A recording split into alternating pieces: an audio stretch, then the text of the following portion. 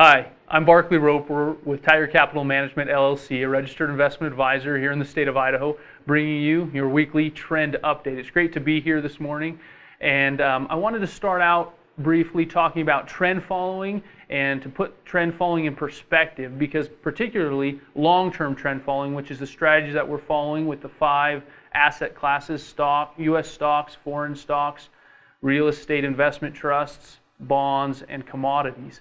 And so today, specifically, I want to look at real estate investment trusts because over the last month, we've seen the most volatility with those real estate investment trusts. And so what I've done is I've pulled up a chart. It's a 10-year chart measured in weekly increments, so a weekly chart over the last 10 years showing real estate investment trusts represented by Vanguard's Real Estate Investment Trust ETF.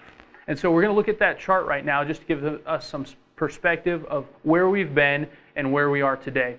So here on the chart, back in February of 2007, we had a high of 87.44. The market then, the credit crisis happened, the market started to fall. We hit a low in March of 2009. That peak to trough decline represented roughly a 77% decline in market value. Since then, over the last 4.5 years, the market in real estate investment trusts has been in a bull market or has been up. Recently, in the last month or so, we hit a high of approximately $78 right here. And then we've begun to decline to where we are today, just above $60, $63 and change. And so I'm showing this to you to give you some perspective of over the last few weeks or month, we've had a lot of volatility, downward volatility in real estate. And from the peak to where we are today represents roughly about an 18% decline. But over that period of 4.5 years, the market in real estate from the bottom to the top here has returned a cumulative return of approximately 295%, which represents roughly a 36% compound return. Now in trend following, we know that we're never going to get out at the very top and we're never going to get in at the very bottom. What we're looking for is for this middle portion. And because we understand that, we're okay. We're not going to be greedy and try to get everything, that full 36% compounded return over that entire 4.5-year period. But we are looking for low volatility, and we're looking for better returns than we might get otherwise. And so what we've seen here is we would have gotten in approximately right here, July of 2009. And somewhere here, we're testing right now. We're making the decision if we're going to get out or not. But let's assume we get out if the market continues to decline, and we get out at approximately $60. So during that 4-year period, we would have gone from $30 to $60, which would be 100% cumulative return, or an approximate 18.5% compound return. And so I just wanted to reiterate and show you where we've been and where we're going and what to expect in a trend following system. Like I said before, we'll never get in at the very bottom, we'll never get out at the very top, but we still should expect a very decent return in a long bull market like we've had over the last 4 years. And Larry Height, one of my favorite quotes, he says, "If you argue with the market, you will lose."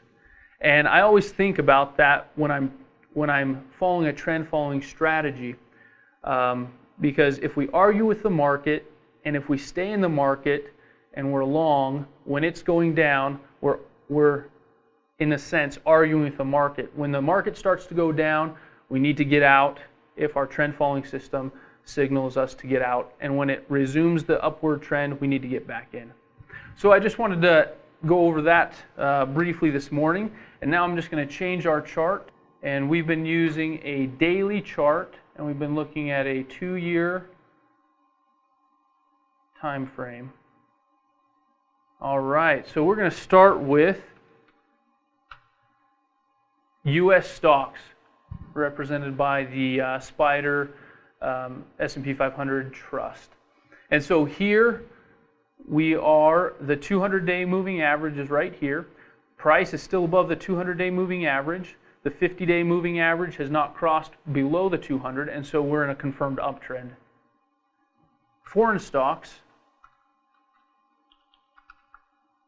we see here the similar situation. Price is above the 200-day moving average. The 50-day moving average has not crossed below the 200-day moving average. So here we're also in a confirmed uptrend. We already talked about briefly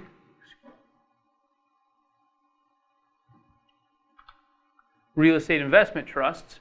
And as I talked about last week, we can see right now that the price is well below the 200-day moving average. The 50-day is just now crossing below, and we were looking last week at this area of resistance right here, that prior low. And today, where we're at, we're right there. And this is not an exact science. We're really close. So for today, I'm going to say that we're still in a confirmed uptrend, and we'll see where we're at the close of today to see if anything changes, if we've broken below, as in the example when we were talking about the long-term trend following the $60 mark. But for right now, we're going to assume that we're still in a long-term confirmed uptrend. And commodities, shown here, although prices have come up, they're above the 50-day moving average, still below the 200-day moving average, and so we're going to be in a confirmed downtrend still with commodities. And then last, bonds.